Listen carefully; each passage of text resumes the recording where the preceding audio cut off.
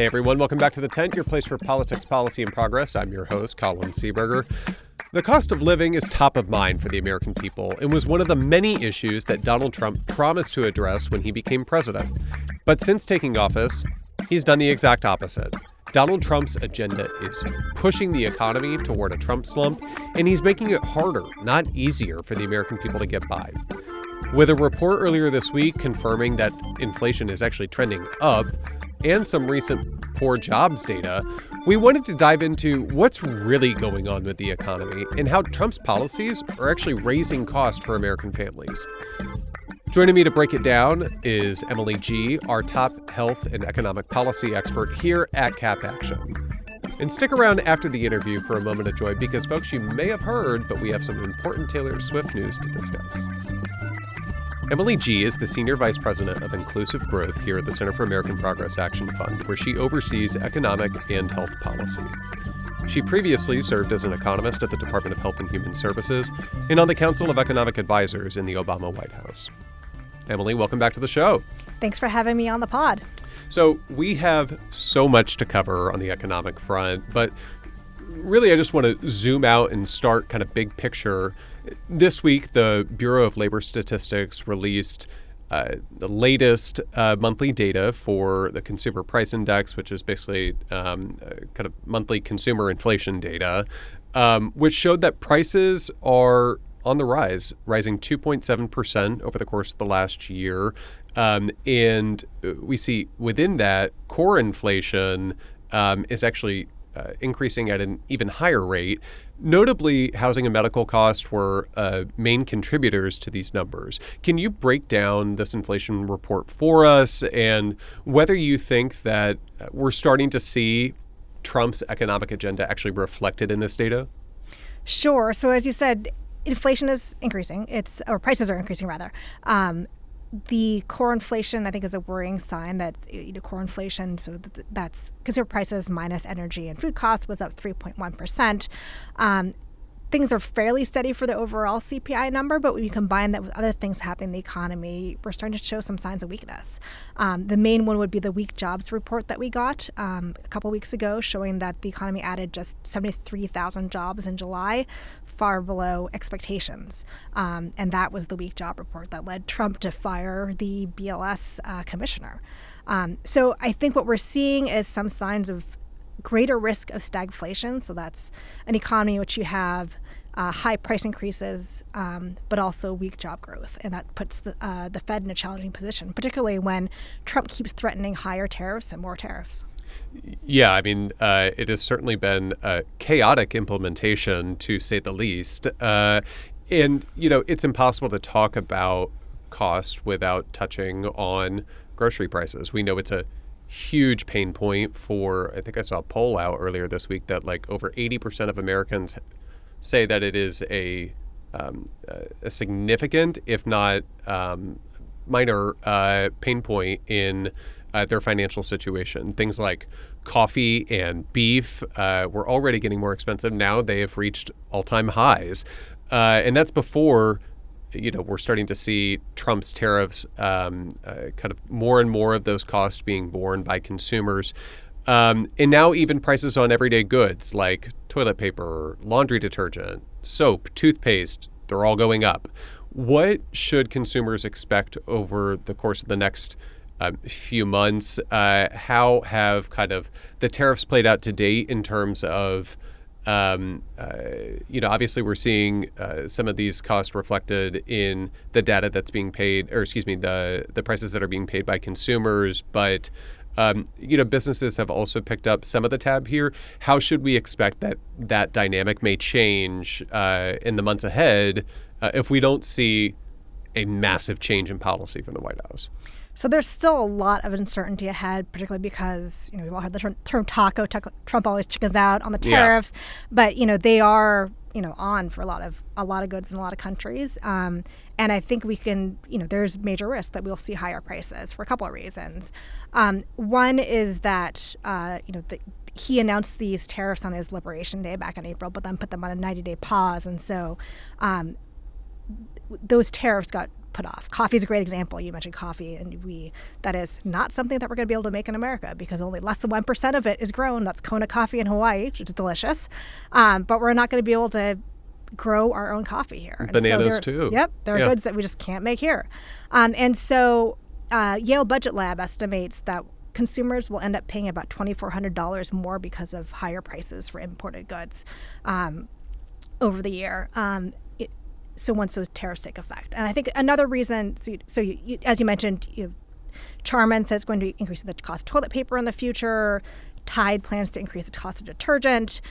Goldman Sachs put out an investor note earlier this week that said that to date, companies have been absorbing a lot of the costs, and so consumers have only been seeing about 22% of that tariff cost pass through. But they can only do that for so long. And so eventually, Goldman thinks that consumers might face as much as 67%. 67% of the cost. So 2/3 of the cost of the tariff being passed on to consumers.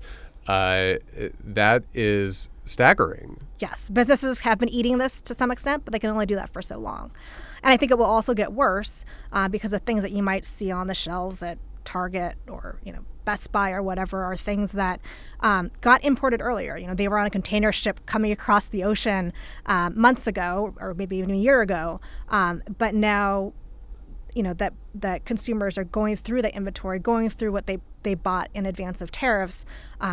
They will need to pass on those higher import costs to consumers. I think this entire phenomenon it doesn't just have huge economic implications. We know that the cost of living is a huge political factor in American politics at the moment, right? And we've seen a massive shift over the course of the last 10 months. CNN's chief data analyst, Harry Enton, who aggregates polling, he actually had some numbers out earlier this week showing that in the matchup between former Vice President Harris, Donald Trump actually had a net 9%, a net +9 approval on the issue of inflation last year. But that now the polling is showing that the public disapproves of his handling of inflation by 25 points. He's underwater. What do you think is driving those numbers, one? And then two, I'd be curious for your thoughts on whether you think that there's actually a real kind of political cost here for the president's party. Obviously, we've got midterm elections, just a quick 15 or so months away. Do you think that could be a real problem for them? I think it is. I think to your first question, governing is hard. He owns the inflation numbers now, and he's digging himself a deeper hole by slapping on tariffs left and right, increasing them, decreasing them, playing games with them, and consumers are going to feel the costs of that. We're seeing, inflation is not cooling, and it could, even get hotter. And so the consequences, I think, will be that at a time when people are already very sensitive, particularly about housing costs as a pain point, sensitive about costs for food, for healthcare. People are going to want plans from candidates that address affordability. So I think we will see that play out in the midterms. We've already gotten a preview of that in the New York City mayor's primary, right? Where Mamdani ran on a platform of affordability. Not all those policies may be extrapolated to other parts of the country, but certainly I think that shows how much people care about prices and are worried about the cost of living. Yeah, they're stressed out. I mean, you're totally right that Trump just seems dead set on making the situation even harder for himself politically through his actions. You talked about housing being a real stress factor for folks. Well, part of what's driving those high housing costs for folks and what they have to pay every month are high interest rates, right? It's like Trump's own tariff policies are actually the ones that are responsible for making it impossible or more difficult for the Federal Reserve to cut interest rates because they have to weigh, the uptrend that we see in inflation because of these tariffs against also, stability in the job market as well. So you're totally right that he seems kind of dead set on making, both policy and politics a more complicated problem for himself. To that end, defenders of Trump's tariffs, they often claim that they're really just a bargaining tool to negotiate with other countries for better trade conditions. But despite Trump's promise of a summer of deals, he hasn't really finalized many of them. And it often seems that the deals that he does strike don't actually put the U.S. in much better of a position than we were pre-tariffs, right? Can you explain some of these supposed deals and what they're actually going to get us in return? So these deals look like deals that we've seen from Trump's past life as a businessman, right? A lot of bluster and not a lot of actual delivering. We did not see 90 deals in 90 days, unsurprisingly. A lot of what the White House is claiming are deals are actually sort of frameworks for further negotiation. We don't know for sure exactly what's in these deals because they haven't released text of a lot of agreements. But I will say, some of the things that they've claimed they've gotten are pledges to buy U.S. oil and gas, pledges, from Vietnam to buy agricultural exports. The problem is there's not really a binding mechanism to make sure that these advanced purchase commitments are followed through on. So it sounds good, but it's not clear what's going to happen. Trump's tariffs were bad not only for those, consumers like you and me, businesses who need to import component parts, but they're also bad for exporters because U.S. companies are facing, some anecdotes about boycotts among in foreign countries. Yeah. The U.S. has faced some retaliatory tariffs, and the up and down of tariffs, and I think the uncertainty is making it really hard for businesses to invest and make decisions about hiring or capital improvements. So we've talked a lot about tariffs, but that's, of course, not the only major economic policy that we've seen out of the second Trump term.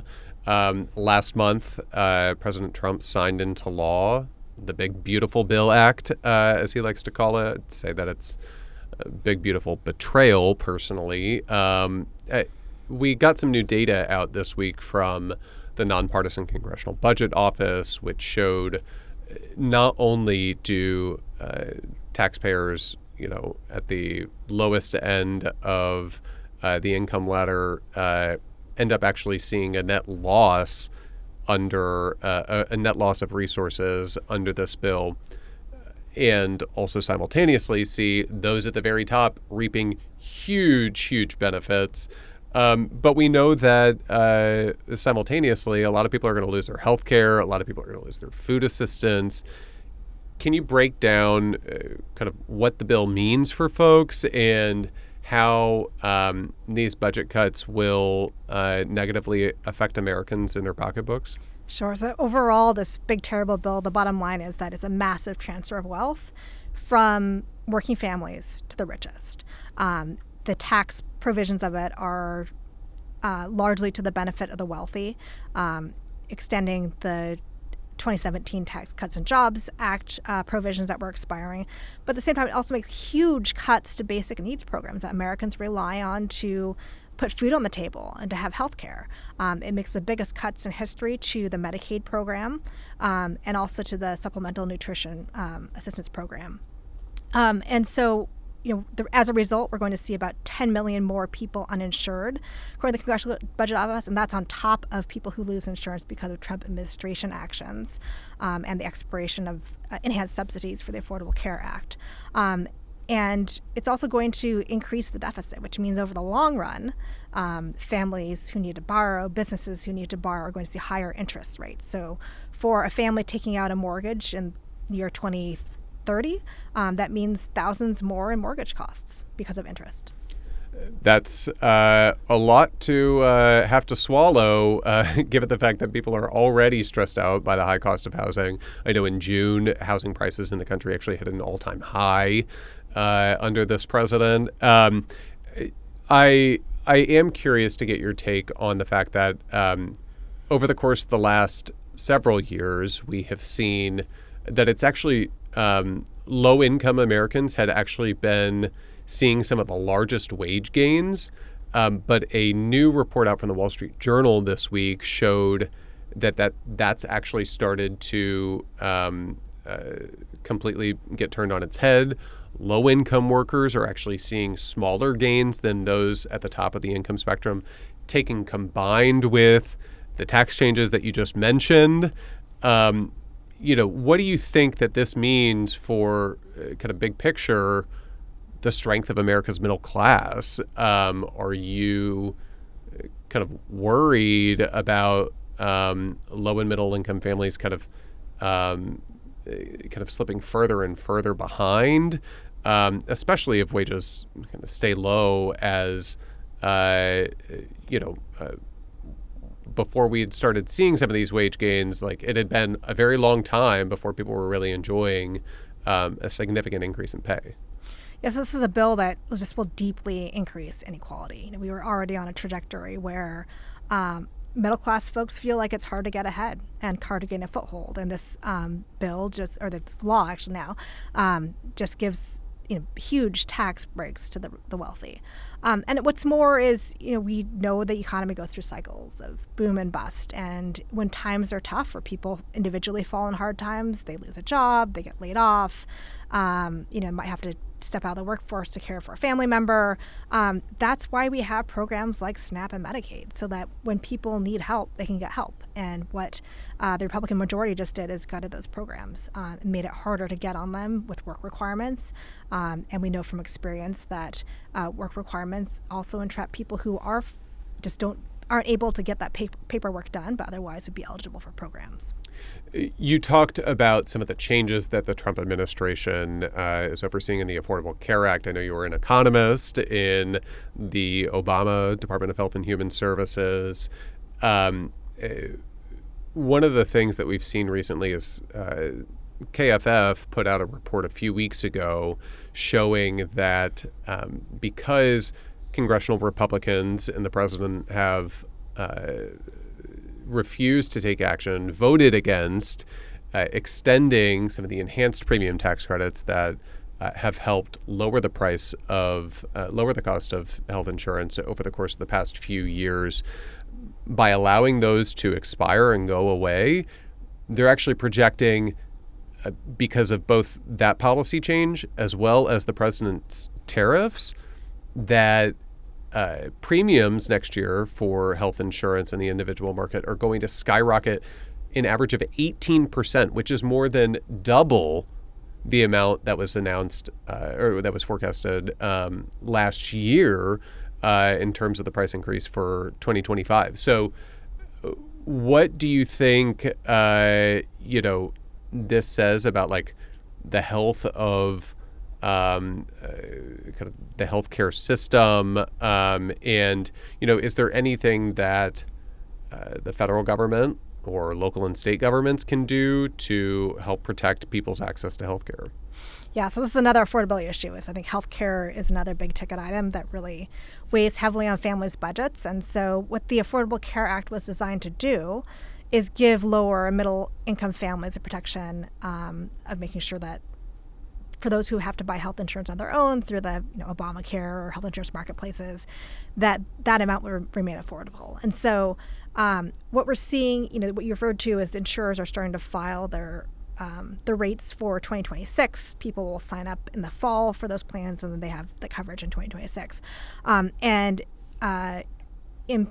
Insurers are feeling the squeeze from rising medical costs. GLP-1s like Ozempic are being used more. There's consolidation in the healthcare system that gives big health systems the ability to hike up their rates for care, and that filters through to the premiums.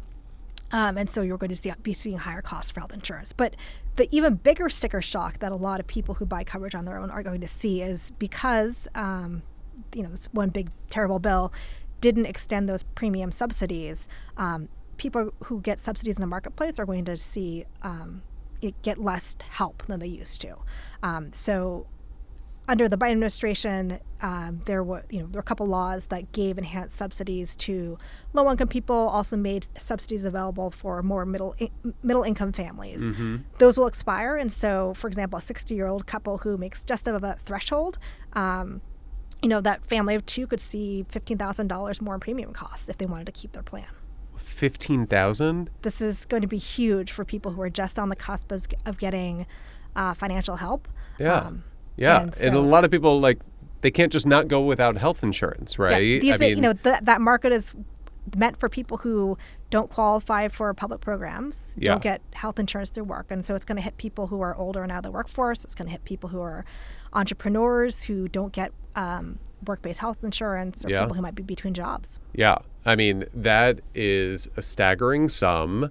It is also a sum that I imagine might inspire a lot of political backlash, potentially. I mean, how does a lawmaker face a constituent who's saying, hey, you voted to take away my financial help to buy health insurance, and now I got to pay $15,000 more a year? That seems like not good politics to me. And it was a problem that we all saw coming because we knew they were going to expire at the end of this year, and Congress did nothing about it. Sheesh. So you mentioned the kind of sluggish jobs data that we got earlier this month at the beginning of our chat, averaging 35,000 jobs a month over the course of the last 3 months.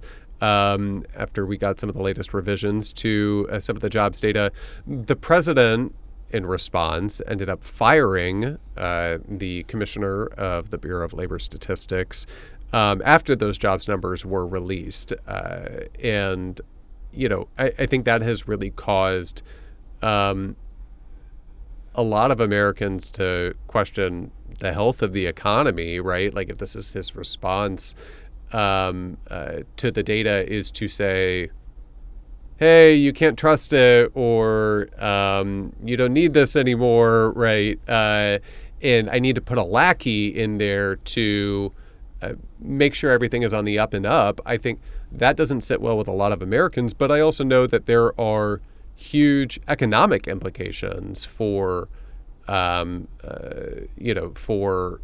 integrity of inconsistent reporting of jobs data, inflation data, et cetera.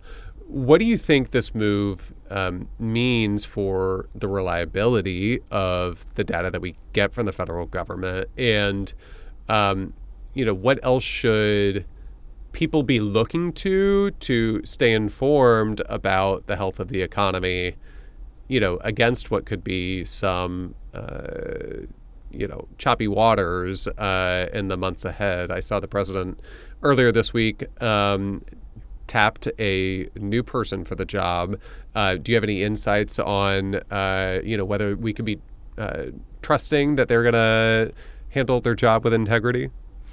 Yes, I'll say this story is just one of the most deeply troubling things that's happened this month. The Bureau of Labor Statistics is one of the federal agencies that's responsible for, not just the jobs day information, but we talked about the inflation information earlier too. They do a lot. They're sort of the gold standard for a lot of economic data, and that's what we rely on to make policy decisions. Businesses, consumers, families use that kind of information to make investment decisions. Is now a good time to buy a mortgage or expand my hiring. Make a job change, yes. Right? And so Trump didn't like what he saw in the jobs numbers. And if you don't like how the game's going, the better thing to do would be change the strategy and not fire the scorekeeper. But that's exactly what he did. So he fired Erica McIntyre, and now he wants to put in E.J. Antoni, who's a chief economist at the Heritage Foundation, the folks who brought you Project 2025, for those of you who are fans of that terrible blueprint. That we are not here. No, not at all. And so, he's putting in someone who's going to be a lackey, who even conservative economists have said is partisan, completely unqualified. I will say, Heritage is not disqualifying. Bill Beach, who was BLS commissioner during Trump's first term, was someone who really respected the integrity of the institution and knew how important that data are and was able to do the job in a nonpartisan way. The functioning of the Trump administration, as well as the whole economy, depends on having that kind of reliable data, as do businesses, as do households. And so, I think you can play out some consequences of what might happen if you can no longer rely on a steady stream of reliable data from agencies like BLS. One is that policy decisions are harder to make when you're in an environment where you don't have full information about the economy and where it's heading. Businesses, I think large corporations will be able to gather some data on their own, but that puts smaller players at a disadvantage. If you're a small entrepreneur, a small business, you're not going to have the same kind of information that a BlackRock or a JP Morgan is able to gather. There are some private surveys. You asked about other data sources, private surveys like ADP's payroll survey that gives you some insights into the jobs numbers, but they don't have the sort of data collection authority or resources that a place like BLS does. And so you're going to get a lot noisier data and also this uneven playing field for businesses. We've seen a lot of change from this administration, taking stances that would typically have inspired mass hysteria from kind of traditional laissez-faire, traditional Republican, line of thinkers. That this week we saw the president actually announce that he is going to take 15% of the profits of some key semiconductor companies in this country who are exporting some of their chips to China. I am curious for your thoughts on, would Democrats have ever been able to kind of get away with something like this before Donald Trump landed on the scene? And I'm curious also for your thoughts on, are there things that Democrats should learn about ways that they can better meet people's economic anxieties, given some of the just massive shifts that we've seen in, I guess what is now American federal economic policy making coming out of the executive branch? And if so, what might those be? Yeah, there are a lot of double standards going on in this administration. I think you're thinking about the NVIDIA carve out. We've seen other cases in the tariffs where he's carved out certain industries. I think suspicious patterns in stocks, the timing of tariffs. Oh, it's yes, that. It's just it's crony capitalism. It's sort of, the New York sort of mafia machine at work. Yeah. But I do think there are some lessons for hitting the ground running. Trump won. It seemed like there was a lot of incompetence, a lot of bad policy, a lot of, racist policy, unfair policy, but they were a little bit more bumbling. I think this time they have just been laser focused on getting Project 2025 type policies implemented. So I think there's something to learn about the speed at which you work, thinking about all the different tools you have to leverage in order to get things done. One tool, for example, that the Biden administration used to some extent that I think both administrations used during COVID-19 to help address some of the supply chain problems is the Defense Production Act, but thinking about, are there vulnerabilities that we have where we need certain supplies to do housing or to have food, to keep medicines running that we could use from the Defense Production Act or similar authorities. One last question for you. This administration, we have seen, we've talked in recent weeks about this on the pod, but we have seen make massive cuts to scientific research. We have seen them also undermining not immigration, specifically legal immigration pathways to this country. A number of, kind of the leading companies in this country were actually started by people who immigrated to this country legally. I'm curious for your take as an economist. How concerned should people be about the changes that the president has made, both to kind of our continued support for, or lack thereof, for investing in scientific research, the changes that he's making to legal immigration pathways. Just how big of a challenge is or could this be for the country in the years and decades that come? So I think a lot of what the Trump administration has done to attack science funding could have decades of implications. A lot of the technology that we use, for your computer to, basically have computers in our pockets, right, with iPhones. Yeah. From medicines, those, don't start out as sort of immediately viable, profitable things, right? It takes years or decades of basic science in order to build the foundations for what might someday become a vaccine or treatment for cancer or become a way to have computers run faster. And so when you're cutting this called basic research, or research for the sake of research of scientific breakthroughs, that's not something where companies are going to fill the gap because they may not be able to profit from the gains from it. Those might be decades down the road. So this is what economists would call an externality, where you actually need public policy intervention to solve that. Later stages, companies will do experimental research and development to be able to bring those things to market. But it is research at NIH. It is NSF grants that are creating the seeds for what be tomorrow's innovations and things that will increase productivity. Be kind of huge, things on the horizon as these tariffs kind of continue to bite, as we keep tabs on the jobs data. So we may have to have you back on again soon, Emily, to help break some of this down for us, but always appreciate your insights and expertise. Thanks so much for joining us on The Tent. Thank you, Colin. All right, folks, that's going to do it for us this week. Please go back and check out previous episodes. Here to break down some of the most important events of the week is our in-house showgirl, supervising producer, traveling Taylor correspondent, Kelly McCoy is here with us. Hey, showgirls. So, Kelly, there's been a little bit of news this week.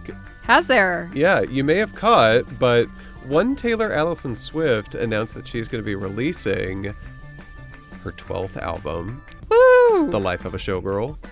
And we learned, was it 12/12 on August 12th? Yes. Yes. At 12:12 a.m. on Yes. August 12th. That's Yes. when we got the news. So, how are we feeling?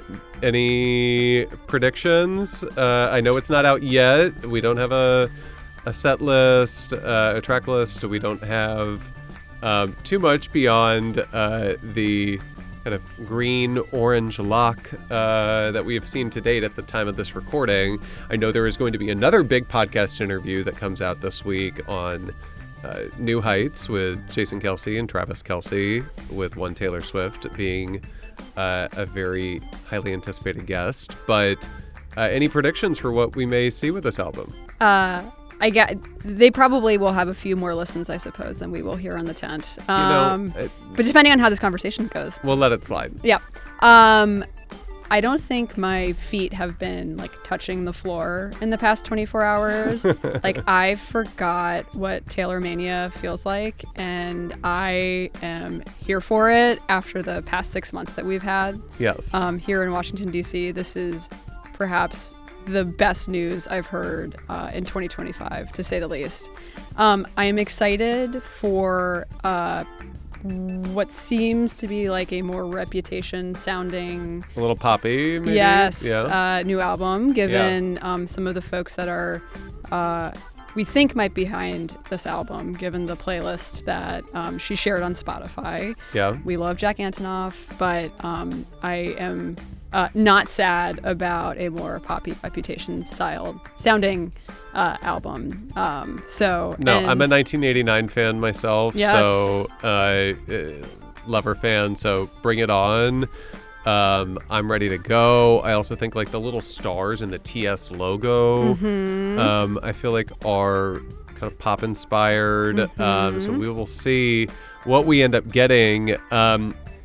I also have been living for the freelance Taylor correspondents who are popping up all over the... What, Colin? What are you talking about? All over the internet this week. But following along with like everybody's conspiracies and predictions has given me such life this week. Are you predicting any interesting collabs, any surprises with this album? Tortured Poets Department, we got like a whole deluxe version with like basically double the tracks just a few hours after it was released. What do you expect? So I think I saw somewhere it's like allegedly 12 tracks on the first album, quote unquote, and there's like 10 tracks on a deluxe album. So we're going to have a lot of Taylor listening to do, which I'm delighted about. My spicy take is perhaps that I hope that there is a touch more editing than there was for TTPD. Loved TTPD, but if you compare it to some of her other albums, I feel like her lyrics, particularly during the pandemic era, were just like out of control. So lots of new Taylor songs to listen to. Lots of people speculating about whether Sabrina Carpenter is going to have a place in this album. I'm sure I saw her on the I think it was like the 12th, 10th or 12th Instagram post picture. Of course she was. And when she came there, I can't remember which city it was that Sabrina came out and performed with Taylor, but she's of course wearing white in that concert, and Taylor is wearing orange. The amount of Easter eggs, like I'm sure you've seen the Anti-Hero music video that everyone's calling back, where Taylor's like running around in orange and green, like it's someone once, I think I saw someone who said it is, we should all be thankful that Taylor is a pop star and not a serial killer, because the amount of like dedication she has to dropping all these little Easter eggs has kept me very, very busy these past 24 hours. Her team is incredible. I don't know how they do it, but they do. And, Kelly, if things don't work out in policy and politics, maybe her team might have a need for somebody to help her, with getting some TV bookings or podcast bookings. So, Colin, this is a weird thing to say at my place of employment. Yeah. But a girl can dream. The problem is Tree Payne, who is Taylor Swift's publicist, who has like this cult following of her own, me at the lead. I think she knows where the nukes are. Like that is, I think, one of the most powerful women in America. And listen, Tree, I will give you my phone number. My email address you can find on CAP's website. I am here, honey. So let me know if you ever need some support. Well, you heard it here, folks. Kelly, we're not letting you go anywhere.